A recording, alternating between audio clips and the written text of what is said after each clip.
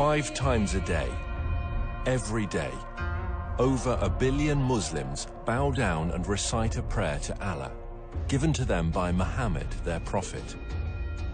Every day, 5 times a day, they face a black rock in the holy city of Mecca and submit themselves afresh to the religion of Islam.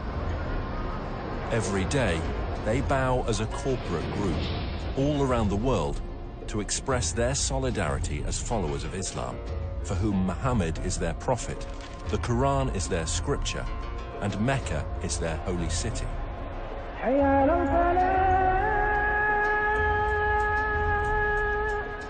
However, as archaeological discoveries are beginning to point to a different story, scholars are seriously examining and challenging the facts about the founding of Islam. And if they're right, how will it affect Muslims today? We have tools at our disposal that have never been available before. Modern technology is allowing us to reconstruct the opening years of Islam and to understand things that have puzzled historians for years. All over the world, universities, museums, and libraries are putting ancient books and writings on the internet for scholars to access. Now we can check these ancient manuscripts with just a few clicks of a mouse. Today, both academics and amateurs alike can accurately check via satellite locations and details that would previously have taken huge expense and effort, and can share them instantly around the world via social media and academic forums. So, now for the very first time, a whole new era of research surrounding the founding of Islam is coming to light, and we can piece together what really happened in Arabia 1500 years ago.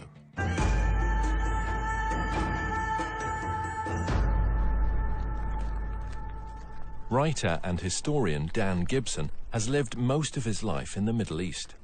He has extensively researched the peoples and places of the ancient world before Islam. I first came to Arabia in my early 20s, and I've spent more than 30 years exploring every corner of this amazing part of the world, piecing together evidence for a radical new theory, which I believe will change our understanding of the past.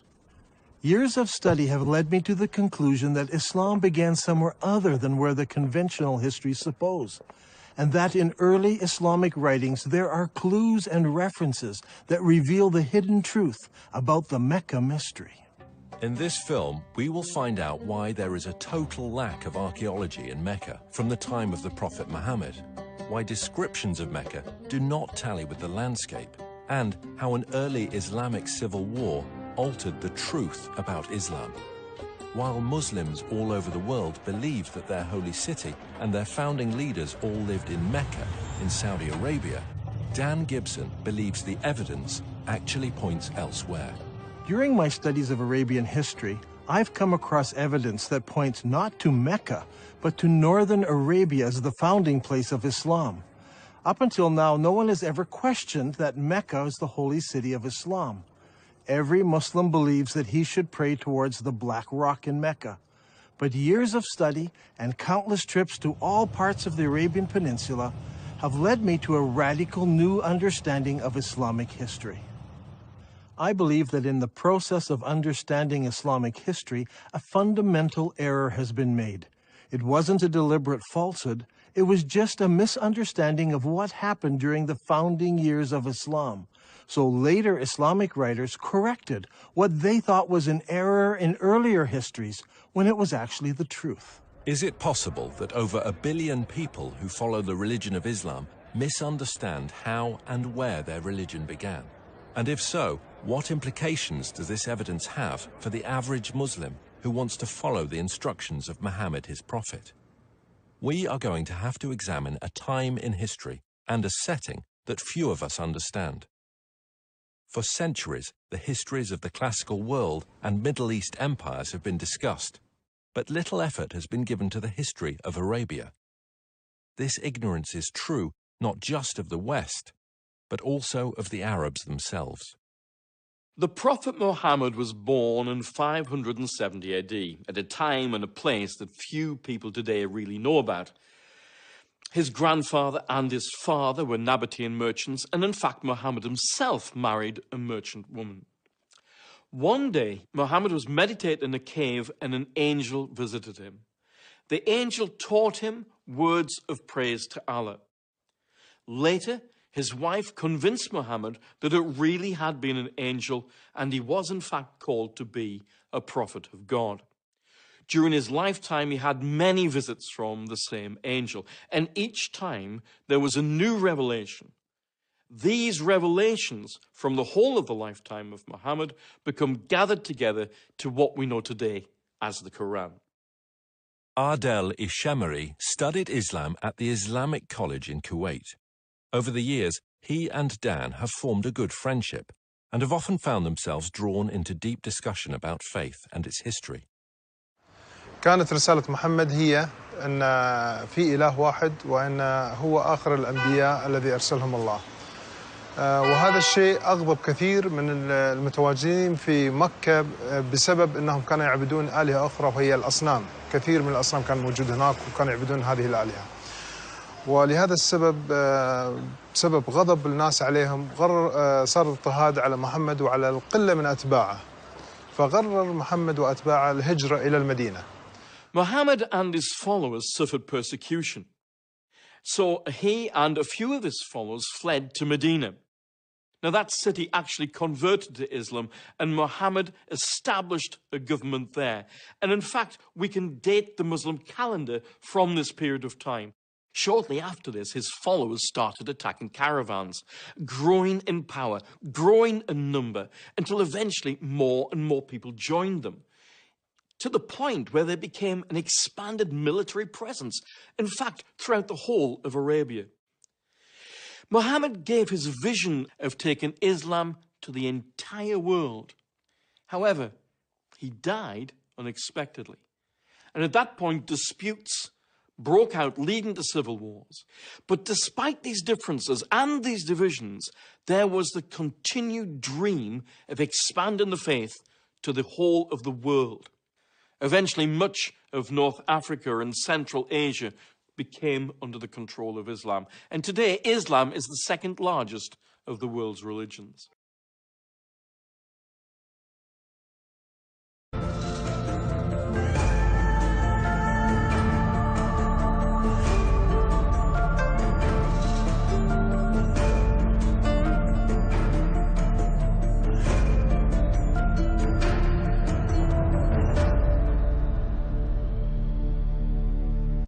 Back in 2002, I had occasion to visit a conference on Nabataean studies organized here by the Al Hussein bin Talal University. During the conference, I had occasion to speak with leading archaeologists from Saudi Arabia and from Jordan. I asked them specifically about the archaeological record in Mecca. While not wishing to be named or quoted, they admitted that there was no archaeological record in Mecca before 800 AD. I had expected them to defend the opinion that Mecca was a walled city with houses and gardens and public buildings and temples. They said no, there was nothing like that there. Did you know that the name Mecca is mentioned only once in the whole Qur'an? Muslim scholars link other names with Mecca, names such as the Forbidden Gathering Place, or the Holy House, or the place of Becca or weeping. All of these terms are universally associated with Mecca today.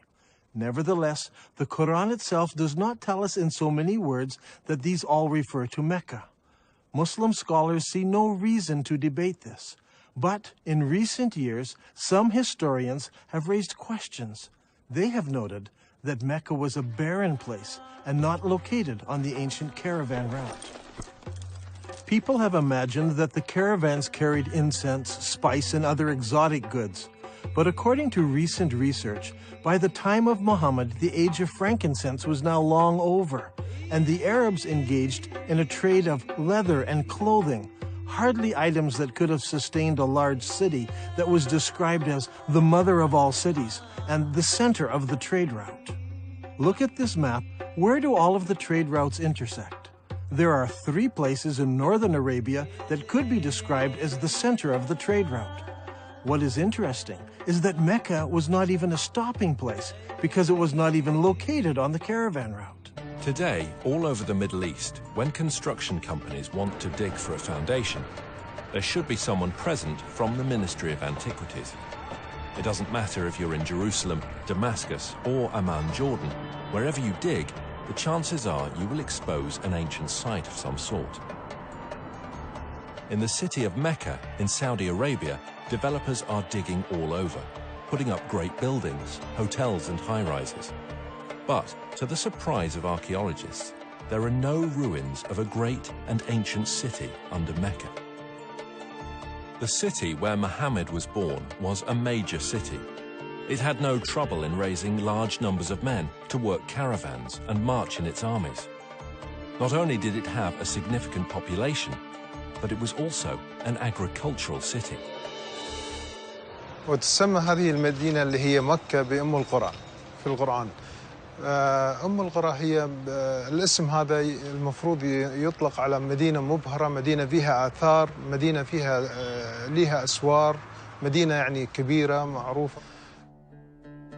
The Prophet Muhammad would go forth for his affairs and journey far afield until he reached the glens of Mecca and the beds of its valleys. Aisha, Muhammad's wife, mentioned that one of the men was longing for Mecca.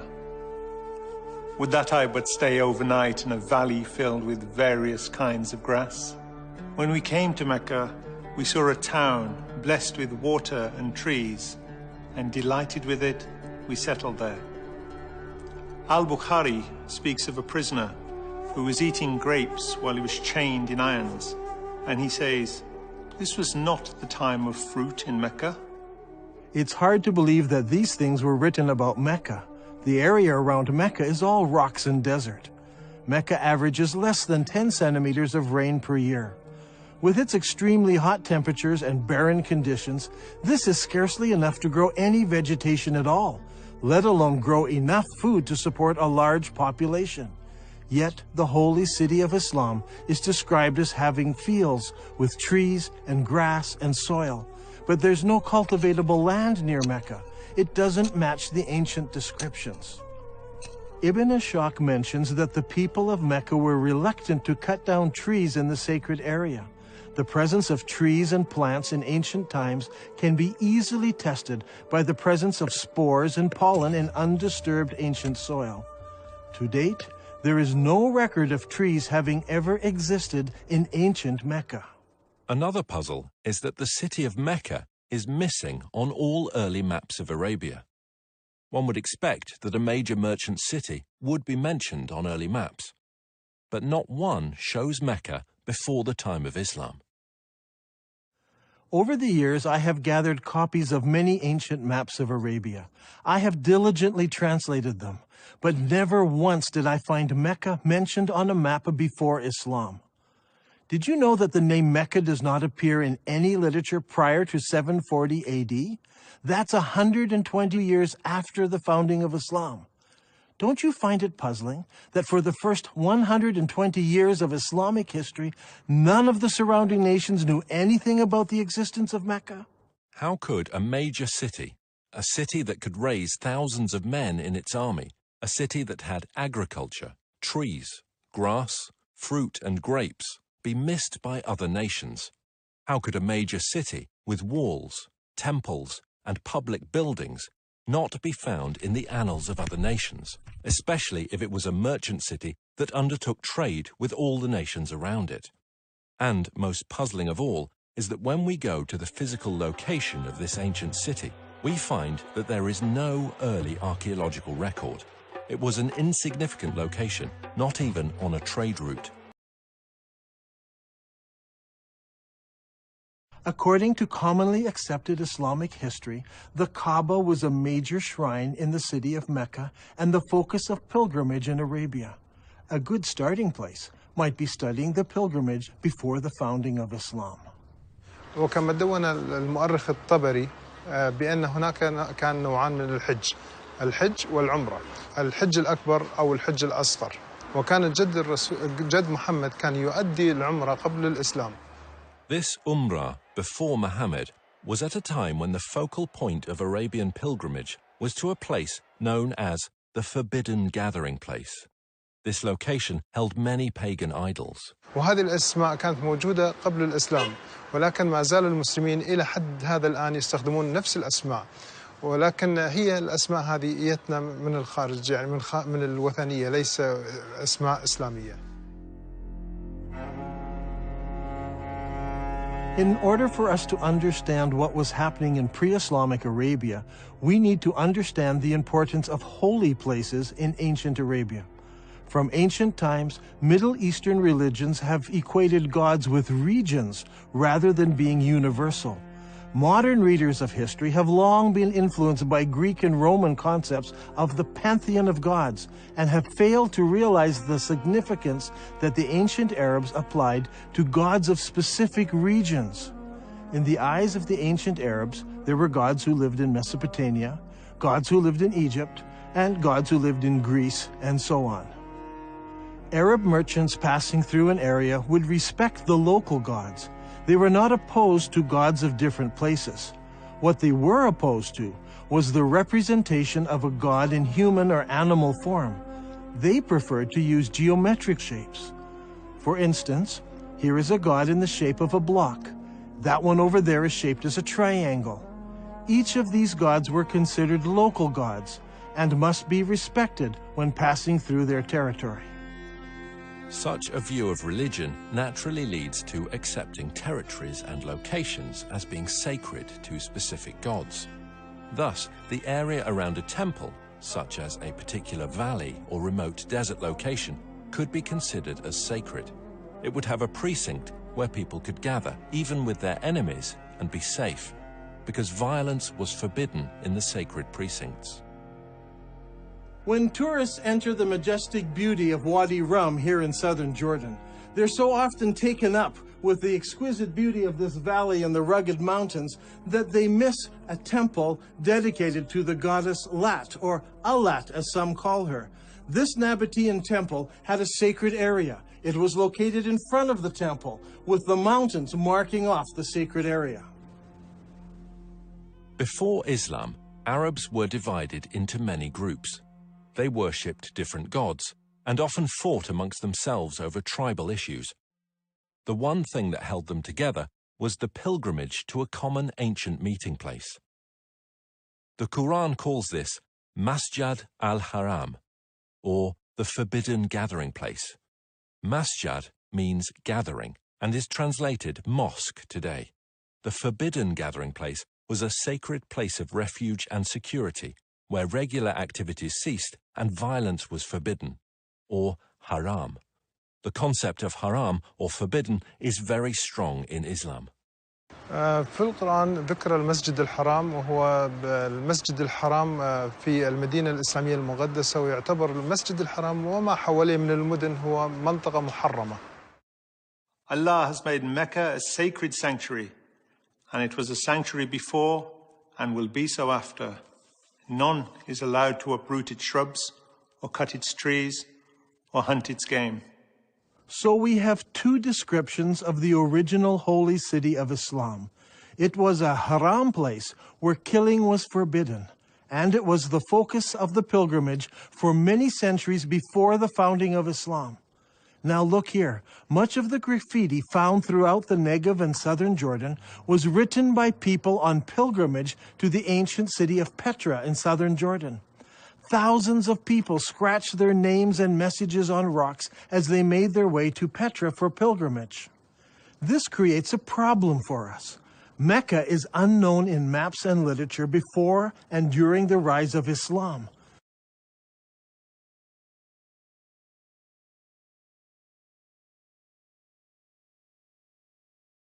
المساجد في الوقت الحاضر تتجه كلها صوب القبلة، صوب الكعبة، وهناك مكان في المسجد يسمى المحراب الذي الإمام يوقف فيه ويصلي يقود المصلين، ولكن في الأيام الماضية ما كان موجود هذا المحراب، ولكن كان في حائط يتجه صوب القبلة، وكان المبنى بالكامل مبني باتجاه صوب القبلة. In Islam, it is universally understood that the Qibla is towards Mecca and Saudi Arabia. No one questions the direction of the Qibla today. However, the Quran tells Muslims they have a Qibla. the text of the Qur'an does not give the name of the city to which prayer was originally made. It only mentions Masjid al-Haram, or the forbidden gathering place. Muslims believe they originally prayed towards Jerusalem. According to Islamic sources, in 624 AD, Muhammad changed the Qibla to Mecca. Muhammad revealed this in Surah 2 of the Qur'an. Thus we appointed the Qibla to you. Indeed, it was a momentous change, except to those guided by Allah. Allah would never make your faith of no effect. Now shall we turn you to a Qibla that shall please you. Turn then your face in the direction of the Masjid al-Haram. Wherever you are, turn your faces in that direction. As a historian of the Arabian Peninsula, I've always been interested in finding the location of the original Qibla. What direction did Muhammad pray towards before the Qibla was changed? Was it Jerusalem, as some claim? Was it Syria, as some claim? Or was it some other direction? If we were to do this study 100 years ago, it would require an incredible amount of work and research. We would have to travel the world searching ancient sites to find the earliest mosques in Islam. Now, in a few moments, we can do what used to take a lifetime. Google Earth lets us look down on sites from space, and websites like ArcNet can combine the research of hundreds of students and professors. We can examine structures based on various criteria. We choose Islamic buildings, arrange them by date into a chronological list, then determine when they were constructed, check their Qibla direction by using Google Earth, and collate this to determine when the Qibla direction changed towards Mecca. This will give us solid data to work with. Now, determining the Qibla direction is not an exact science. Some of the early mosques, like this one, are not exactly square. So researchers need to find the Qibla wall and project 90 degrees from that wall. Because early buildings were not square, we cannot use the side walls or the back walls.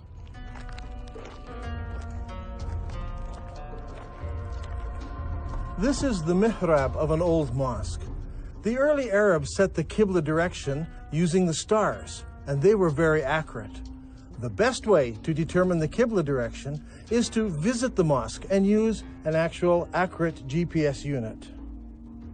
Not every mosque can be used for this study. Many of them were totally reconstructed over time, so much so that it is no longer possible to determine their original Qibla direction. However, a number of mosques survive. For instance, there is a mosque called the Mosque of the Two Qiblas in Medina. Islamic history tells us that it was in this very mosque that the companion leading prayers was told of the Qibla change. So he turned around and started praying towards Mecca. The question is, where did he originally face? Muslims have a ready answer. He prayed towards Jerusalem. Now today, the Mosque of the Two Qiblas faces Mecca. But in 1987, the mosque was completely torn down so it could be rebuilt. During the construction process, the old foundation was revealed, and they discovered that it did have a Qibla wall that did indeed face north, generally towards Jerusalem. And so Muslims believe originally the Qibla was towards Jerusalem. There is a simple way that this can be put to the test. If we go to the earliest mosques that were built, where we can identify their direction of prayer, we can plot them on a map and see if their lines converge. We'll find one of three things. They all point in different directions. They all point to Jerusalem, or they all point to another location. After the Mosque of the Two Qiblas in Saudi Arabia, there are a further 11 early surviving mosques that we can research. These are located in China, Egypt, southern Jordan, Lebanon, central Jordan, Yemen, Israel, Iraq, Jerusalem, West Bank, and lastly Lebanon. So, if we go in the order that they were built, the second surviving mosque was built in Guangzhou, China. Guangzhou is the modern name for what was known as the city of Canton. You see, the Arabs had been trading with the Chinese for hundreds and hundreds of years. This is all well documented. And so Abu Waqas, an uncle of Muhammad, traveled to China on a trade mission. And according to Chinese manuscripts, he built a mosque for the Arabs in Canton in 627 AD, or 6 years after the founding of Islam. I personally examined this mosque and used a GPS unit to determine the mosque's Qibla direction. What I found was surprising. This mosque does not face Mecca. It faces 12 degrees north of Mecca, meaning that it does not face Jerusalem either. Its Qibla passes south of Jerusalem. The next mosque was built in 641 AD, about 20 years after the founding of Islam, in the town of Fustat, just outside of Cairo. This mosque was rebuilt and enlarged several times, so that today the original foundation is no longer evident. However, a description of the original ground plan of the mosque survives, and the Islamic records tell us that the first Qibla pointed east and later had to be corrected towards the south, towards Mecca. The next surviving Islamic building is the Umayyad Palace, built here at Humayma in southern Jordan. Around 700 AD, or about 80 years after the founding of Islam, the Abbas family built a large manor house here. This house had no special mosque area. Rather, the faithful would line up here in the courtyard to pray. This house has a Qibla direction, but it is not towards Jerusalem. The following year, a new mosque was built in Baalbek in Lebanon. Notice that its Qibla does not point to Mecca. 1 year later, the Umayyads built a large and impressive mosque here on the citadel in Amman, Jordan. This mosque points south. Mecca is over there.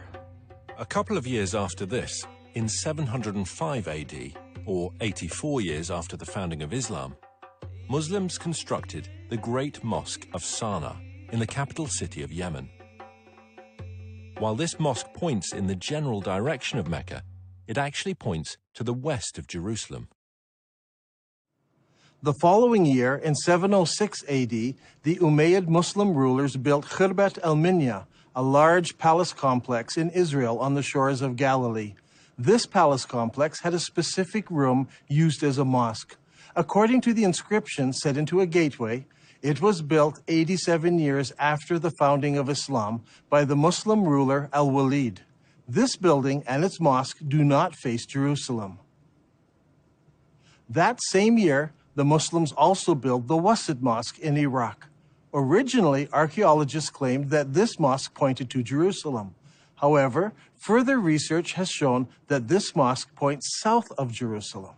The next mosque is the Al-Aqsa Mosque in Jerusalem itself.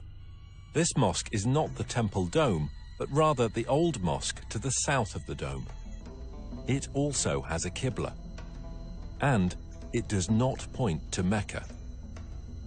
The next mosque we come to was built in 724 AD, 103 years after the founding of Islam. This is the Khirbat al-Mafja Mosque near Jericho in the Jordan Valley.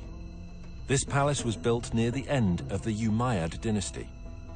By looking at the floor plan, we can see that the palace and its mosque faced south rather than towards Mecca. That same year, a mosque was built at Anjar, about 58 kilometers from Beirut. It was built near the end of the Umayyad period, and no more than 30 years later, it fell into ruins and eventually was abandoned. Since it was never rebuilt, we can easily determine the Qibla direction, which does not point towards Mecca or Jerusalem.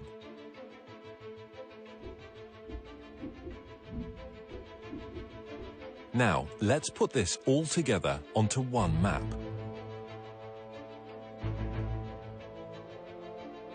The result is amazing. During the first 100 years of Islam, 100% of all the surviving mosques we have located so far face a spot in southern Jordan rather than Mecca. From north, south, east and west, mosques all face towards one spot. this isn't some small error in determining the Qibla direction. They all specifically point to just one place. Directly under this point is the ancient city of Petra. This is a city that is well known to us today. It is a popular tourist site. Tourists come from all over the world to marvel at the great temples and the monuments in this city. Could it be that Petra is the mother of all cities described in the Qur'an? It was the focus of the ancient Arab pilgrimage. So could Petra also be the birthplace of Muhammad and the founding city of Islam?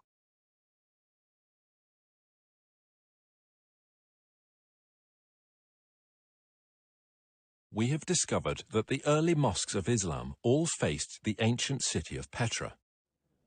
But does the city of Petra fit the Islamic descriptions of the original holy city of Islam?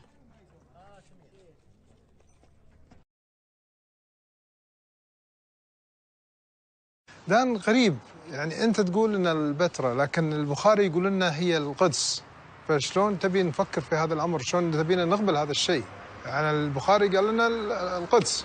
And I agree, Bukhari says it was Jerusalem. But Bukhari is writing some 200 years after Muhammad, and he's writing more than 100 years after the Qibla change took place. So he's not an eyewitness. He's just collecting what people are remembering.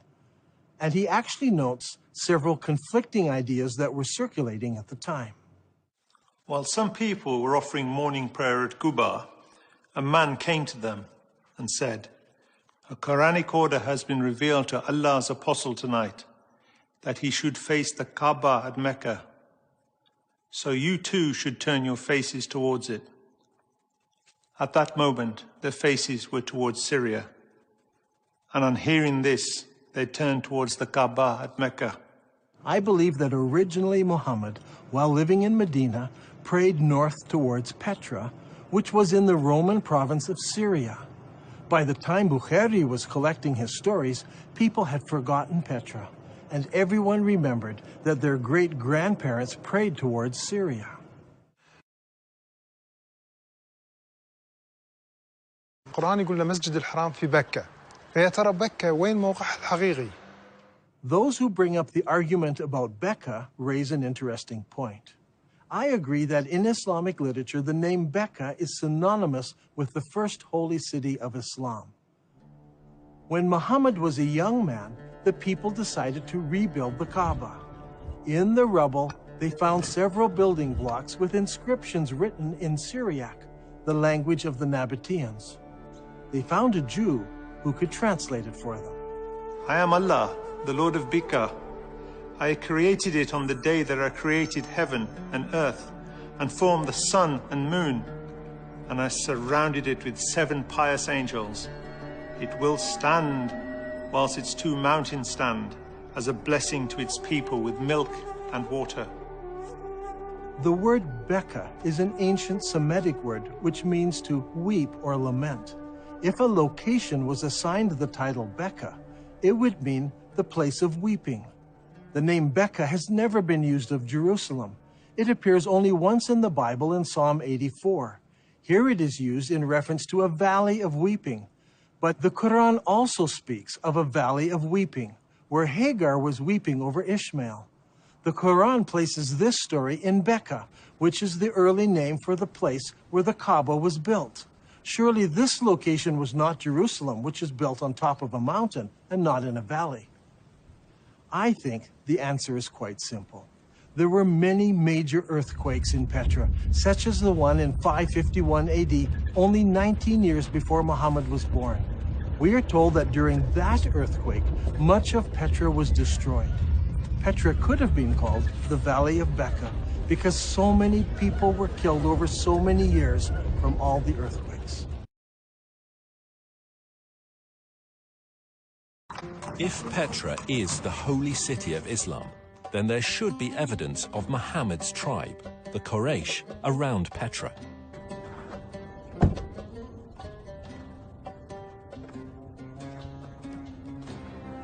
Long ago, this was known as the city of Hawar, or Humayma as it is known today. Archaeologists have uncovered a farmhouse belonging to the Abbasid family and a mosque built sometime later.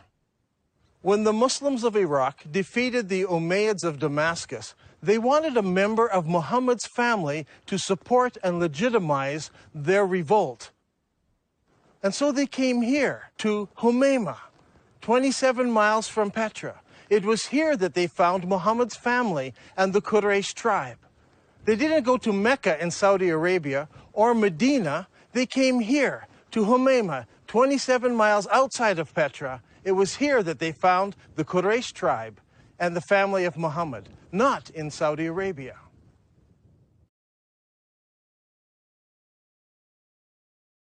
There is a story told by all of the early biographers of Muhammad. It concerns Abdullah, Muhammad's father. He was working in the field one day, and he came home with dirt on his hands. He went into his first wife and said, "Lie with me," but she refused because he was dirty. So he went out, washed off the soil, went into his next wife, Amina. She conceived, and in this way, Muhammad was born. What is important to us about this story is that all of the early writers use the same word for the dirt on Abdullah's hands. They all use an Arabic word for soil, especially the soil of a cultivated plot or field. The problem is, there is no cultivatable land near Mecca. However, when we come to Petra, we discover that Petra had water, fields, and trees. According to archaeologists, there were private and public gardens, as well as running water brought into the city through aqueducts and clay pipes. Archaeologists have described fruit trees, grapes, and gardens existing in ancient Petra. Even today, there are cultivated plots of land between Petra and El Beida, which is 5 kilometers away. By analyzing ancient soil, researchers have discovered that only 100 years ago, the hills around Petra were covered with trees, including oak, juniper, pistachio, and carob. The holy city have trees and fields. It was also a walled city. Ibn Ashaq says, and they surrounded him by the walls of Mecca.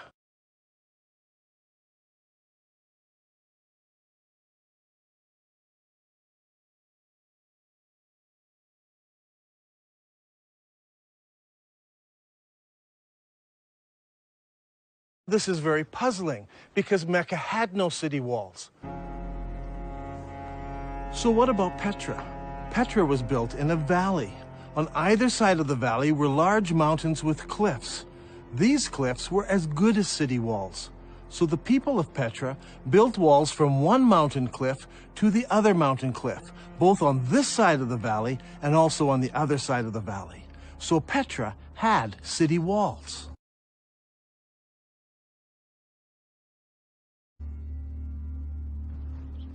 Another distinctive feature in Petra is that it contains a very unique stream.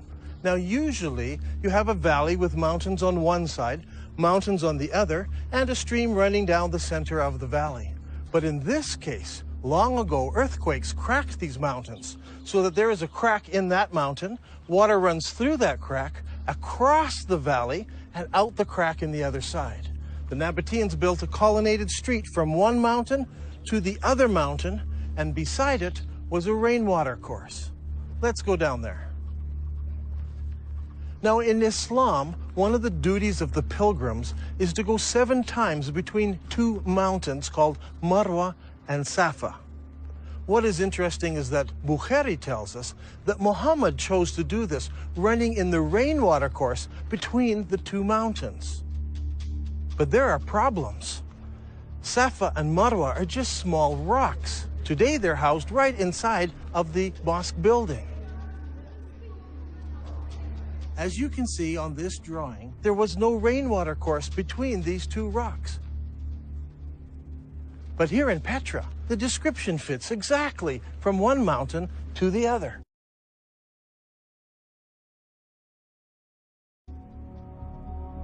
There are 4 ways into the Petra Basin. Since Petra is in a valley, one could enter from either end of the valley. During the year of the contest of Mecca, the Prophet entered Mecca through its upper part. But there were also other ways of entering Petra. The ancient records tell us that the holy city could be entered and exited by a crack in the rocks. In Arabic, this is called a thaniya. Al-Bukhari mentions this several times. Allah's apostle used to enter Mecca from the high Thaniya and used to leave Mecca from the low Thaniya.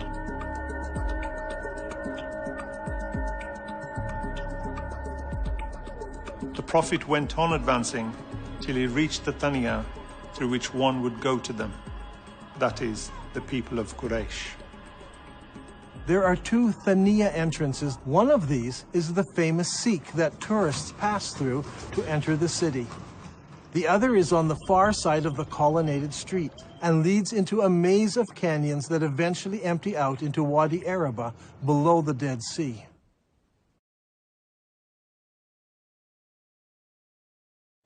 Petra also has many temples. Over here is what is known today as the Temple of the Winged Lions, or the Temple to Al-Uzza. Behind me is what is known as Qasr al-Bint today, or the Temple to the god Dushera. This short chain of mountains here was the home to the god, and here in the very heart of the mountains is the temple to this god, El-Dushera. Now, Ibn Hisham relates to us a very interesting story. It's very early in Islamic history. Only a few people have converted to Islam at this time. One of those was a man known as Al-Tufail bin Amr of Mecca. He accepted Islam on one of his journeys, and once he returned home to Mecca, his wife also decided to accept Islam. Al-Tufail then tells his wife to go to the temple of Dushera and cleanse herself there. In the sacred area, there was a trickle of water where she could wash herself. She did this and returned home and learned about Islam. Did this story take place in Mecca, 1,000 kilometers away, where there is no temple to Dushera? Or did it take place here in Petra? If it did, then Dushera's temple is there. She would have come down to this temple, washed herself, and gone home.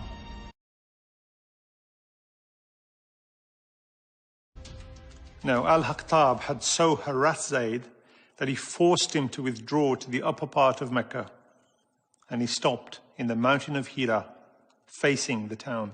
It's interesting to note that in this account, Mount Hira is located in the upper part of Mecca. If you go to Mecca today, the cave of Hira doesn't face the city. But here in Petra, the high side of the city is north of the colonnaded street, and the low part of the city is south of the colonnaded street. In effect, the city was divided in half by the colonnaded street. If Petra is the holy city of Mecca, then the cave where Muhammad received his first revelation should be located there. The ancient records say that the cave faced the town, and that it was low down since Muhammad tried to climb the mountain to throw himself off.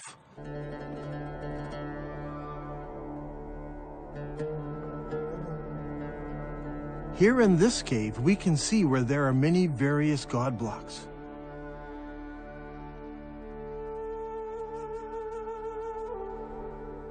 Up there is a large crescent symbol.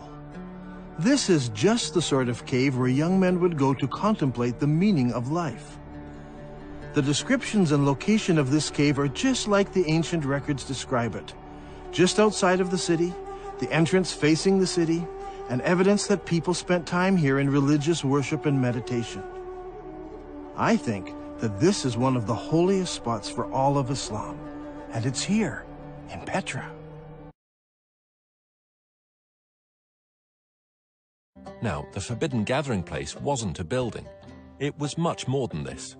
It was a large area marked out with special stones. These stones marked the boundary around the sacred area. Now, what kind of stones would you need to mark out such an area? If you had just small round stones, they would be lost among the other stones of the desert. They must have been larger stones. And there should have been something special about them, so that you knew for certain that this was the boundary of the sacred area. Today, in Mecca, there are no special boundary stones. Historians have long wondered what these marker stones might have looked like, but they seem to have been lost in the years that have passed since then. Or perhaps they were never there. If Petra is the original holy city of Islam, then of course the special stones wouldn't be in Mecca. They would be in Petra. Now, there's a feature about Petra that's absolutely fascinating. Whenever tourists come to this city, they pass by a number of square-cut stones known as the Jinn rocks. This is a fanciful name given to them by the local Bedouin. What is interesting is that there are more than 20 of these large square stones marking all of the entrances of the city. Is it possible that these mark out the forbidden sanctuary? Perhaps that's why they're not located in Mecca.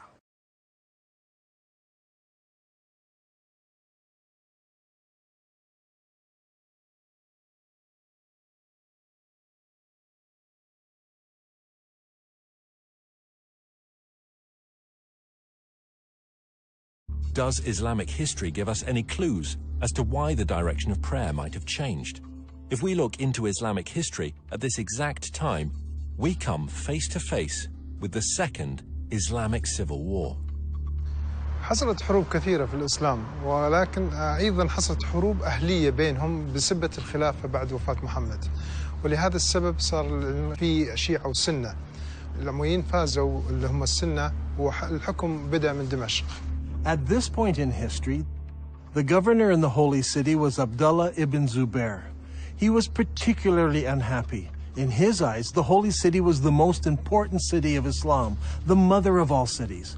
But the Umayyad rulers chose Damascus as the new capital city, and a lot of people were unhappy with the corruption and the infighting in Damascus.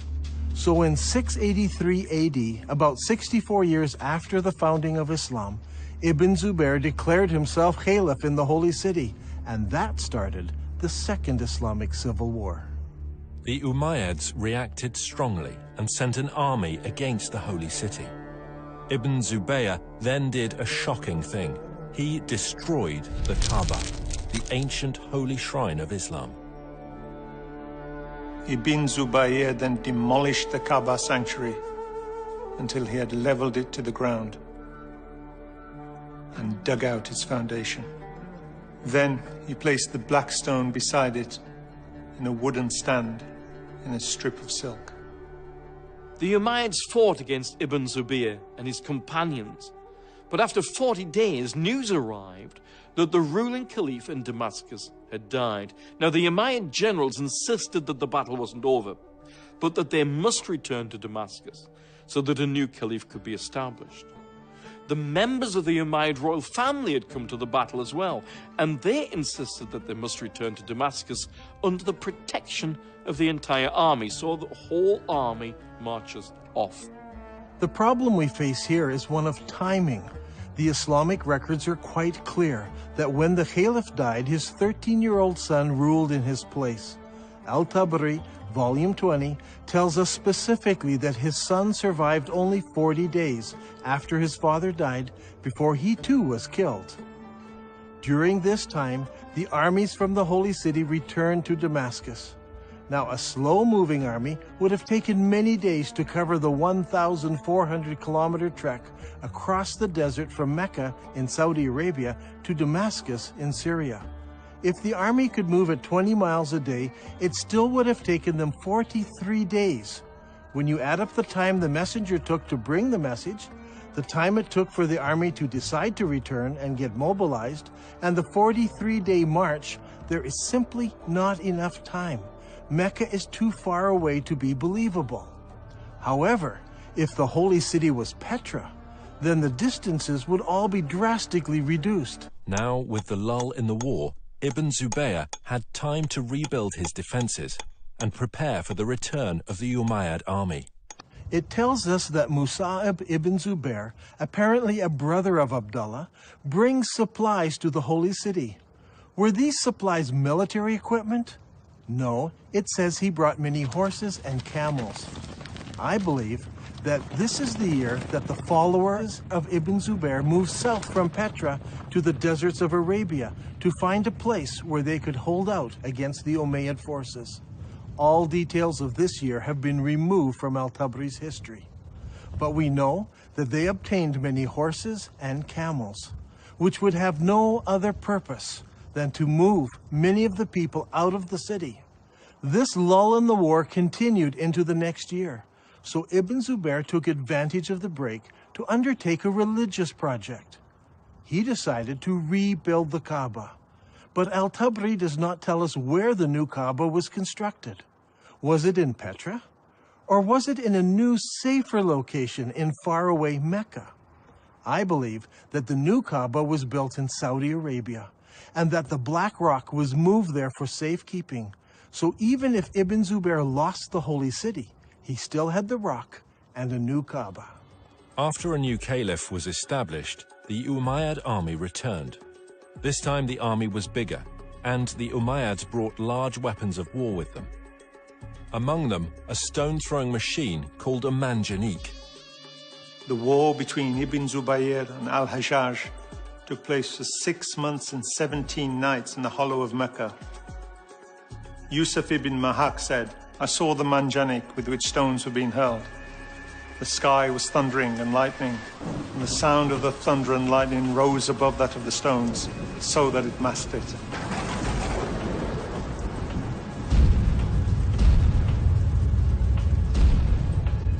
During the fighting, Ibn Zubayr took refuge in a ruined building beside the Kaaba, and this began another battle, which completed the destruction of the Kaaba area of the holy city. Eventually, Ibn Zubayr lost the battle.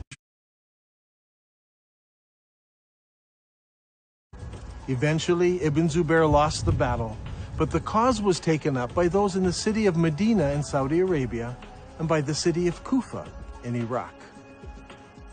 I believe that during this time, the Islamic world was thrown into contention. Should they pray towards Petra, or should they pray towards Mecca? The great Islamic empire had divided into two.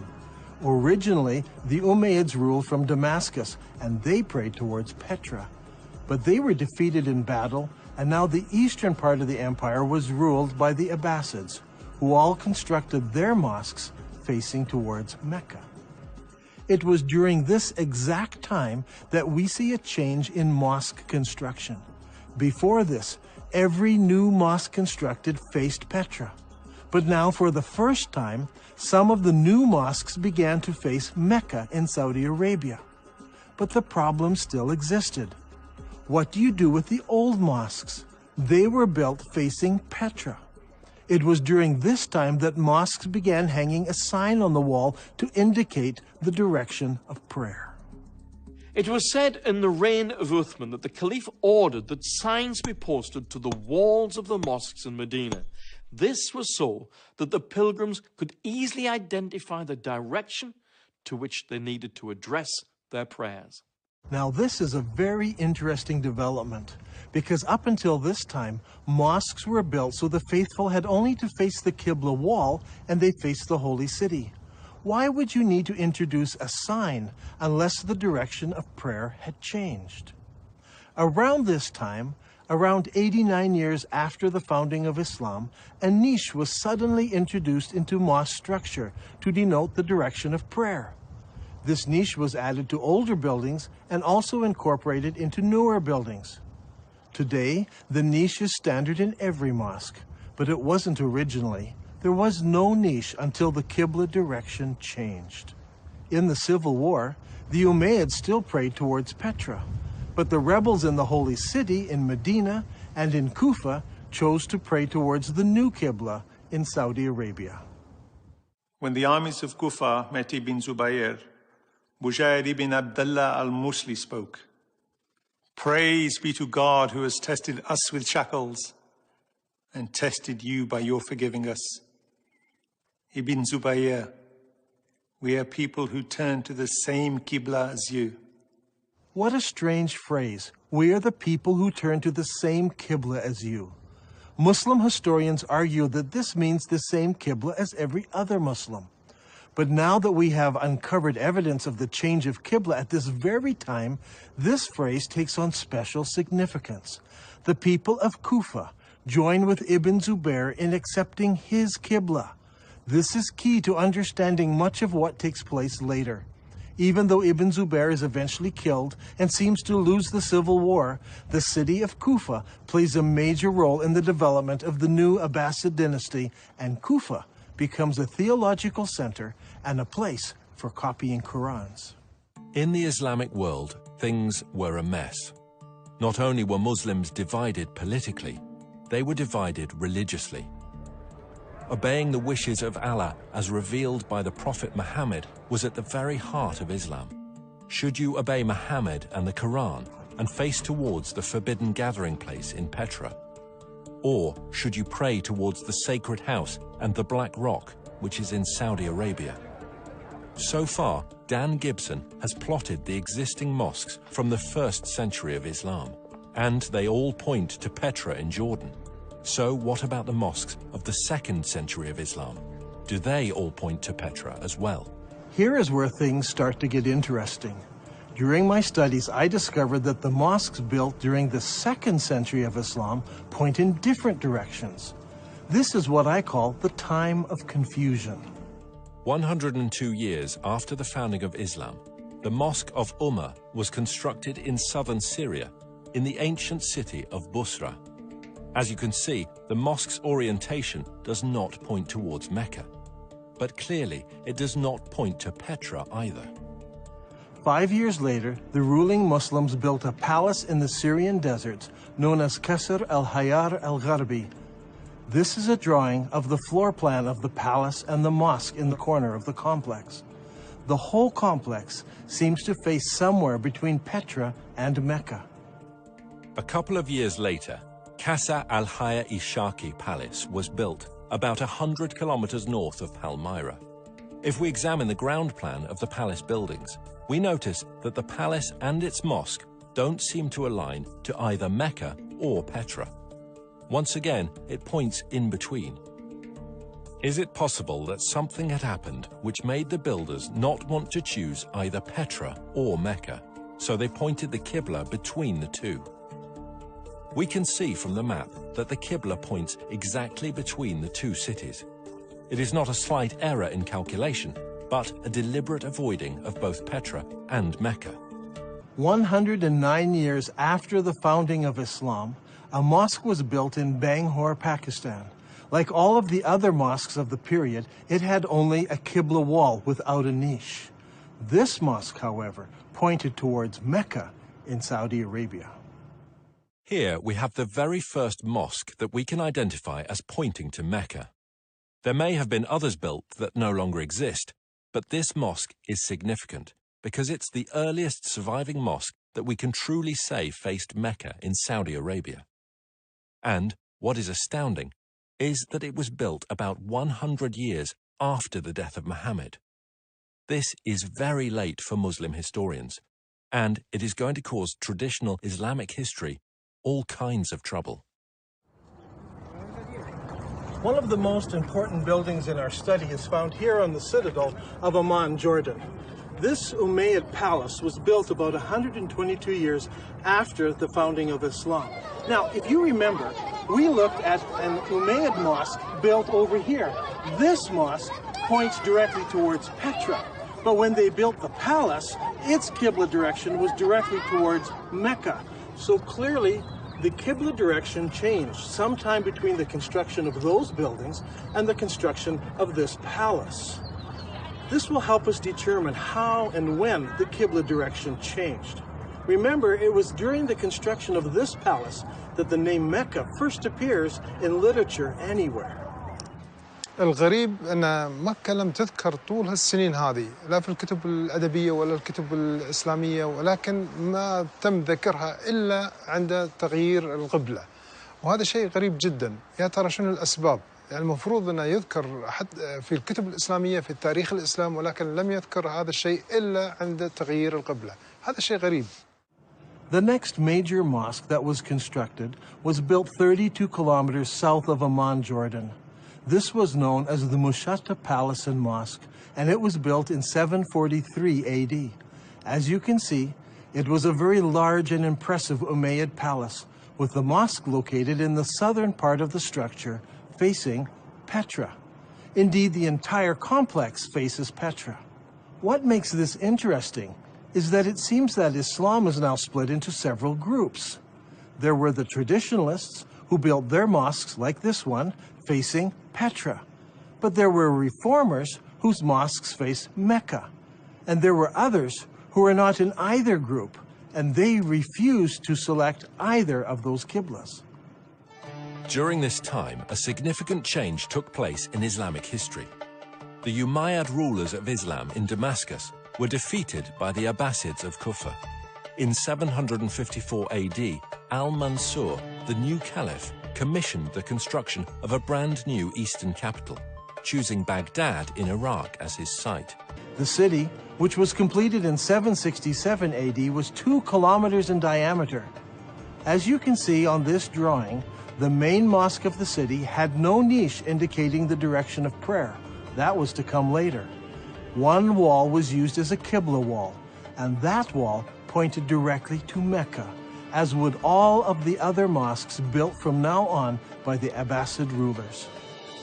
If this is all true, then the Prophet Muhammad and the first 4 rightly guided caliphs in Islam, and the following Umayyad rulers who ruled Islam from Damascus, all prayed towards the city of Petra.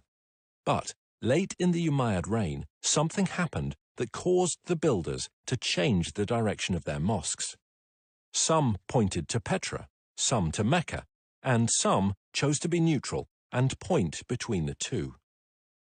This created a problem for the western half of Islam. The people in the west were still loyal to the earlier Umayyads. So the Islamic world is now split into 2.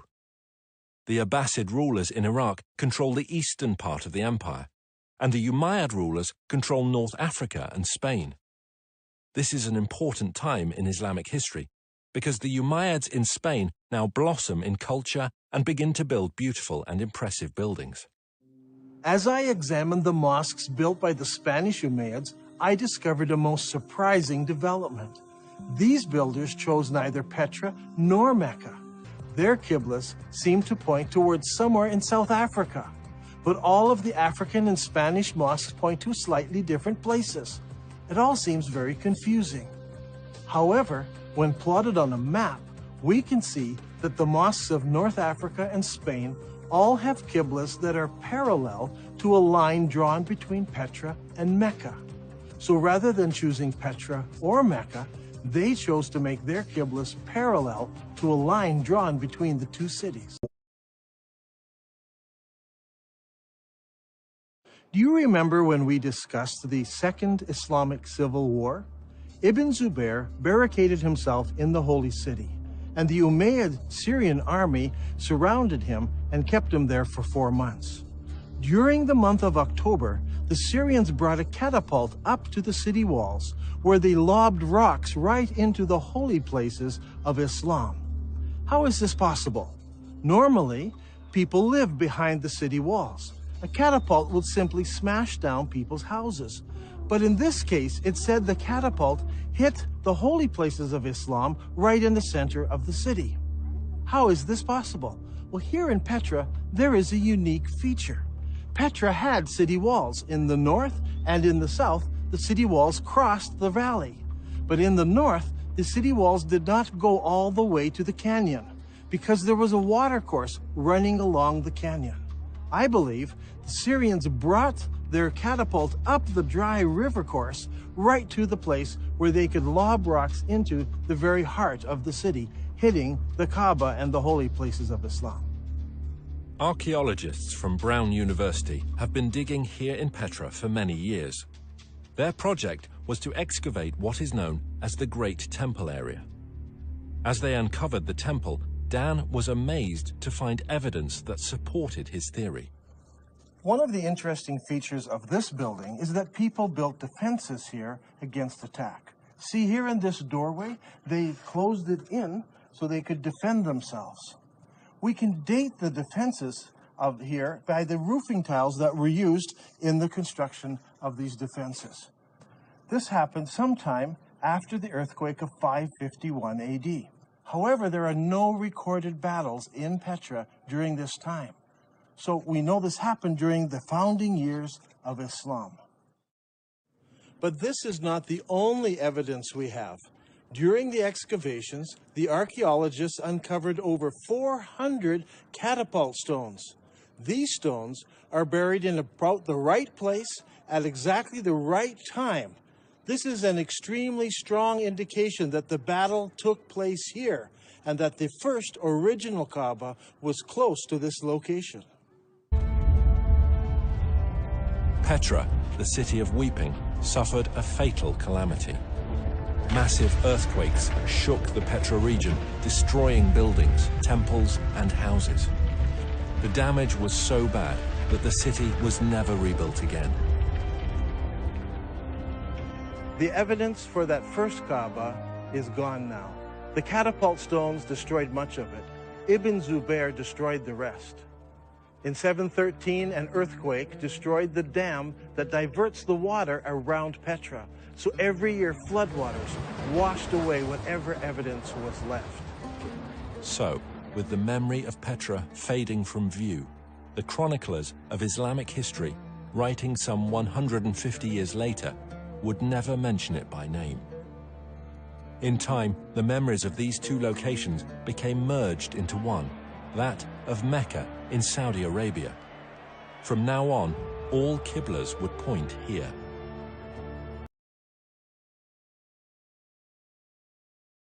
هذا الأمر غريب، يعني أول مرة نسمع فيه، يعني شلون المسلمين تبيهم يصدقون في هذا الشيء المكتوب، يعني غريبة، ليش ما مذكور في الكتب الإسلامية ولا مذكور في كتب التاريخ؟ شلون نسوا ولا يعني يا ترى هل تناسوا ولا نسوا هذا الأمر؟ شلون ما ذكروه؟ شيء غريب. In order to understand the events that influenced the writing of Islamic history, we need to recognize several things.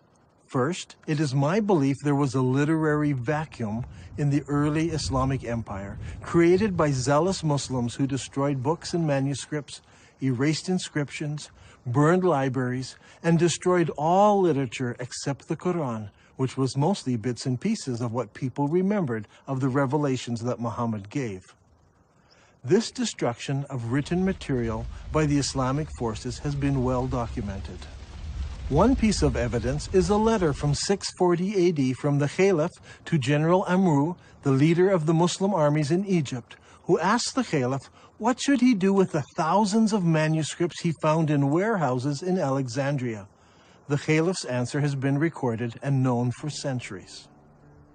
As for the books you mention, here is my reply. If their content is in accordance with the revelations of Allah, we may do without them. For in that case, the revelations of Allah more than suffice. If, on the other hand, they contain matter not in accordance with the revelations of Allah, there can be no need to preserve them. Proceed then and destroy them. The Muslim writer Ibn al-Kifti tells us that the books were distributed to the public baths of Alexandria, where they were used to feed the stoves, which kept the baths comfortably warm. They say it took 6 months to burn all that mass of material. Eutychius, the Patriarch of Constantinople, recorded that there were 4,000 baths that received books from the Alexandrian library. This burning of books, however, did not start in Egypt, but 4 years earlier in Persia. Caliph Umar's army met with the Persian armies in the Battle of Qadisiyah in the year 636 AD. In early January 637, the Muslim advance guard reached the outskirts of Ctesiphon and laid siege to the city for 2 months. Eventually the city fell and the Muslims occupied it. During the fighting, the palaces and the library at Ctesiphon were deliberately burned. In the end, the only book that managed to survive in Arabia was the glorious Qur'an. When it comes to the history of the Qur'an, historians have struggled. It seems that most of the Qur'an was retained in an oral fashion rather than written form. While the Arabs were great memorizers and had the ability to retain the entirety of the Qur'an, the retention of materials in an oral tradition suffers from several difficulties. First, the accuracy of the memories of the individuals involved must be perfect. In the case of the Qur'an, arguments arose over the various verses, how they should be rendered, and if they should or should not be included in the whole. Second, the problem of transferring knowledge from the learned to the novice is often a difficult step. In the case of the Qur'an, most of the men who memorized the sayings of Muhammad were also warriors. As is often the case, warriors die in battle, and their knowledge of the Qur'an perished with them. This is amply illustrated in the Battle of Yamama, when an estimated 450 men who had memorized the Qur'an were killed.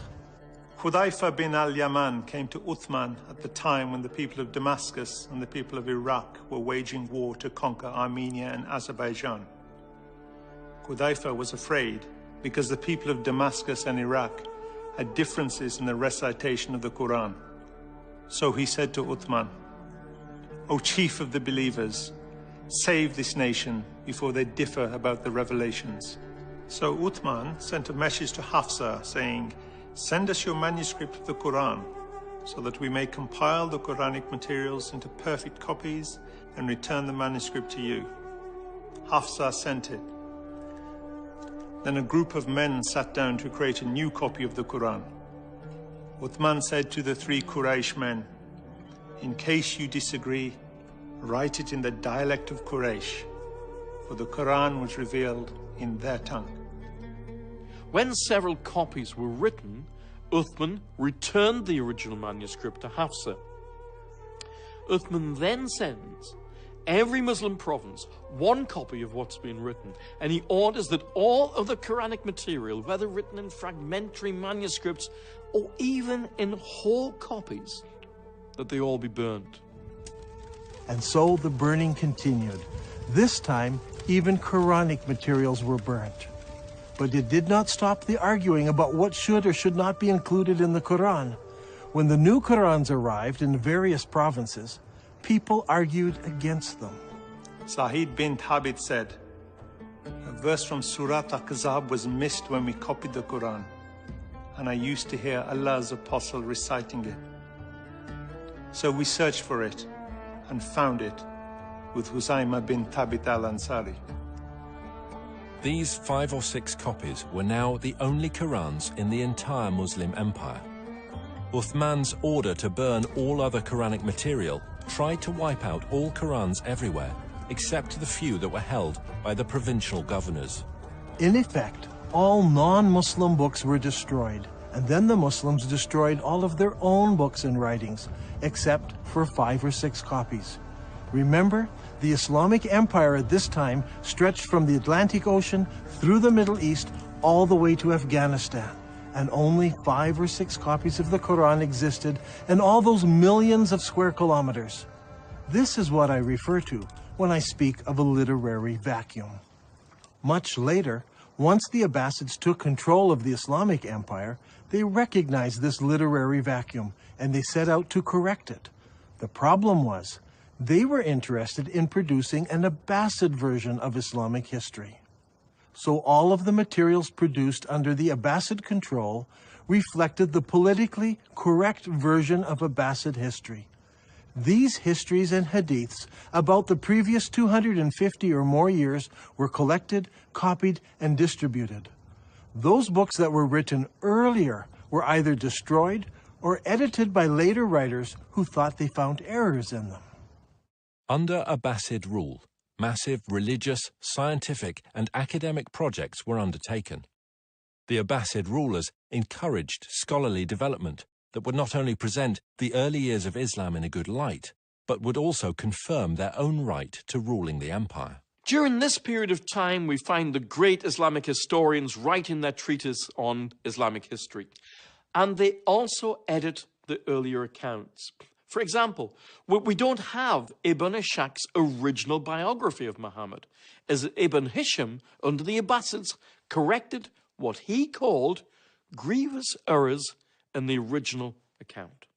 After the editing of Ibn Hisham, the rest of the great Islamic historians began to write their histories, and they present us with an Islamic history that was tailored to suit the religious and political worldview of the Abbasids of their day. Is it possible that Muslims today are victims of an Abbasid cover-up? Did the Abbasids purposely turn Muslims away from praying towards the forbidden gathering place in Petra, as the Quran commands, and make them pray towards the Black Rock, now residing in Mecca? Are Muslims still being misled by Abbasid propaganda? I believe the stage was set when early Muslim leaders gathered together the various scraps of the Quran. The problem wasn't the collection. It was the destruction of anything that opposed their view. There is a great divide here between Western thought and Muslim thought. In Western thought, the later manuscripts are less reliable, as they are copies of copies. We need to go back to earlier source material, as it's more accurate. Muslims, on the other hand, think earlier manuscripts are less reliable, and later manuscripts replace earlier manuscripts. Even in the Quran, later revelations replace or abrogate earlier revelations. Once you allow the concept of abrogation, you open yourself up to accepting all kinds of changes. If the Abbasids tampered with history, did they go so far as tampering with the text of the Quran? For instance, how did the name Mecca get into Surah 48? Abu Bakr, the successor of Muhammad, made the first compilation of Quranic material. Uthman, who followed him, used that collection and then added to it.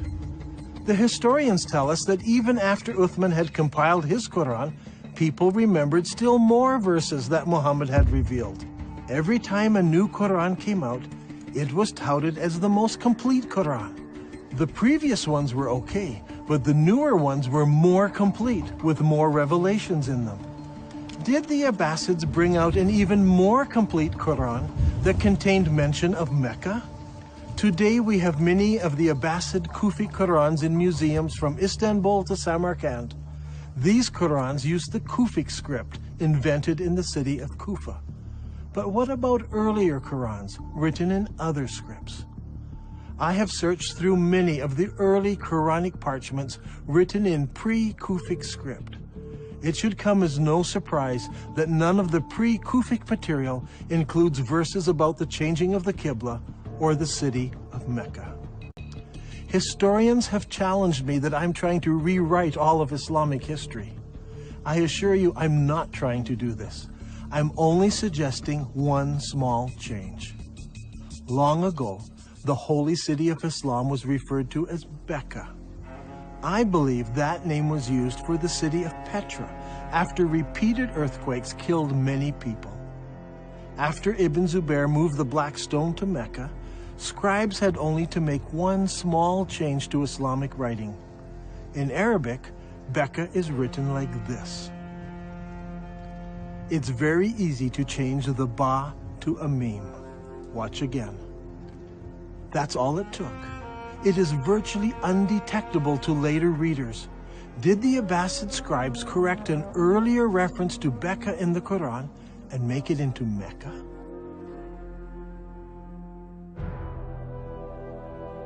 I believe that all of the evidence points to Petra as being the ancient city of Becca, the founding place of Islam.